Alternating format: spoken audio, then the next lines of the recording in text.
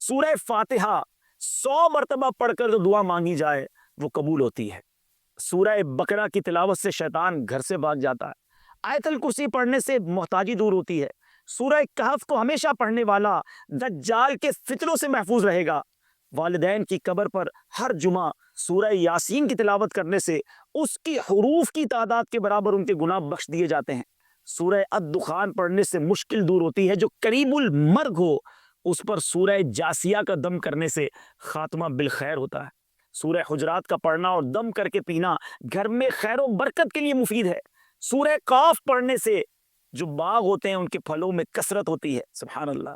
سورہ رحمان 11 بار پڑھنے سے تمام مقاصد پورے ہوتے ہیں۔ سورہ واقعہ جو شخص روزانہ پڑھے گا اسے کبھی فاقہ نہ ہوگا۔ سورہ ملک کو ہر رات پڑھنے والا عذاب قبر سے محفوظ رہے گا۔ سورہ مزمل کو 11 بار پڑھنے سے ہر مشکل آسان ہو جاتی ہے۔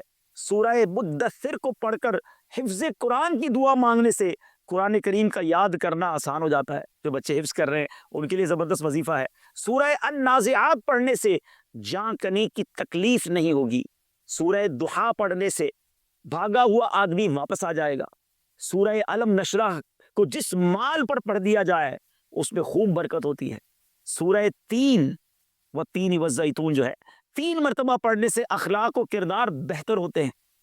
سورہ علق میں جوڑوں کے درد کا علاج ہے۔ سورہ قدر جو صبح و شام پڑھے اللہ عز و جل اس کی عزت بڑھا دے گا۔ سورہ بینہ برس اور یرکان کا علاج ہے۔ جس آدمی یا جانور کو نظر لگی ہو اس پر سورہ عادیات کا دم مفید ہے۔ سورہ قاریہ پڑھنے سے بلاؤں سے حفاظت رہتی ہے۔ سورہ تکاثر کو 300 بار پڑھنے سے جلد قرض ادا ہو جاتا ہے۔ کئی لوگ کہتے ہیں جناب قرض بہت ہے، چلے قرآن کا وظیفہ لے لیں، الہاکم التکاثر، یہ جو سورت ہے 300 بار پڑھنے سے بہت جلد قرض اتر جاتا ہے۔ سورہ عصر پڑھنے سے غم دور ہو جاتا ہے۔ سورہ ہمزہ اور سورہ فیل دشمن کے شر سے حفاظت کے لیے، اور سورہ قریش جان کی حفاظت کے لیے بڑی مجرب ہے، بڑا کمال کا وظیفہ ہے۔ سورہ معون بڑی مشکل کے وقت میں پڑھنا بہت مفید ہے۔ سورہ کوثر کی تلاوت سے بے اولاد صاحب اولاد ہو جاتا ہے۔ کئی بے اولاد بھی وظائف مانگ رہے ہوتے ہیں۔ سورہ کافرون چوتھائی قرآن کے برابر ہے۔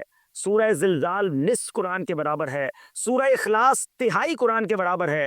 اور سورہ فلق اور سورہ ناس سے جن اور شیطان اور حاسدوں کے شر سے حفاظت رہتی ہے۔ پھر کیوں نہ ہم قرآن سے دوستی کر لیں، کیوں نہ قرآن کو اپنا ورد بنا لیں۔